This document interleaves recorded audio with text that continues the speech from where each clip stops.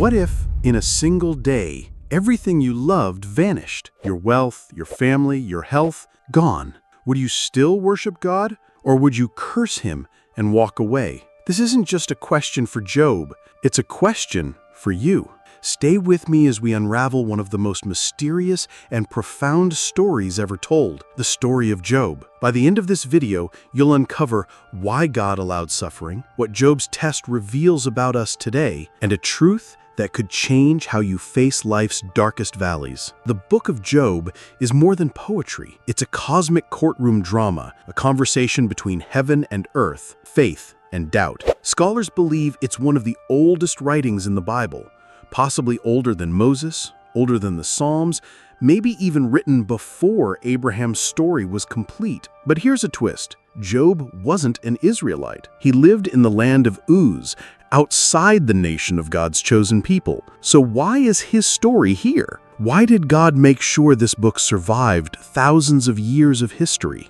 Because Job's trial asks the ultimate question. Do we love God for who he is, or for what he gives us? Our story begins in a realm beyond human sight, the throne room of heaven. Picture this: angels, radiant beings, assembled before the Creator. The air itself shimmers with glory. And then a figure enters, not in light, but in shadow, the adversary, Satan. And he poses a chilling question to God himself. Does Job fear God for nothing? Satan, the accuser, the adversary, claims Job is faithful only because he's blessed, because he's rich, because his life is perfect. Remove the blessings, he argues, and Job will curse God to his face.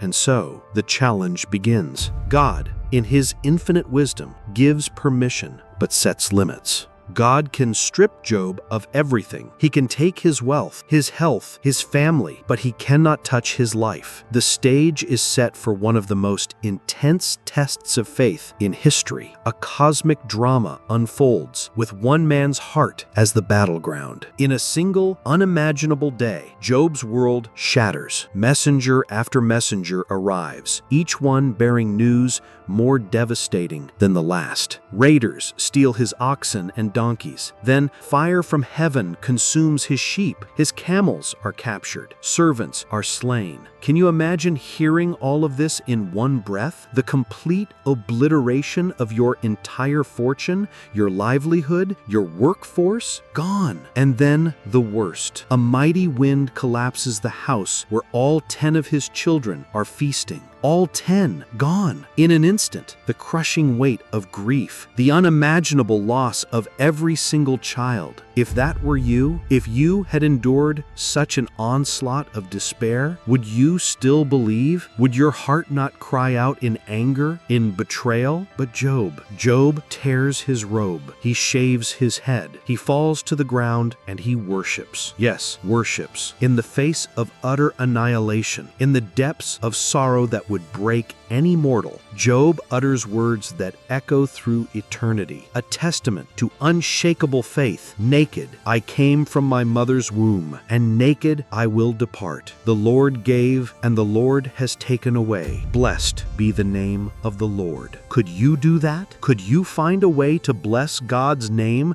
when everything you held dear has been ripped away? But Satan isn't finished. He still believes Job's faith has a breaking point, so he strikes Job's body with painful, agonizing sores from head to toe. Job, once the richest man in the East, now sits in ashes, scraping his festering wounds with broken pottery. He is unrecognizable, from a figure of immense power and prosperity to a broken, suffering man, covered in dust and disease. Even his wife, overwhelmed by the horror, whispers venomous words meant to shatter his spirit. Curse God and die. A desperate plea, perhaps, to end the torment. But Job, in his agony, answers with a profound question of his own. Shall we accept good from God and not trouble? In all this, through the loss of family, fortune, and health, he does not sin with his lips. He holds fast to his integrity, even when his world is crumbling around him. 3 friends,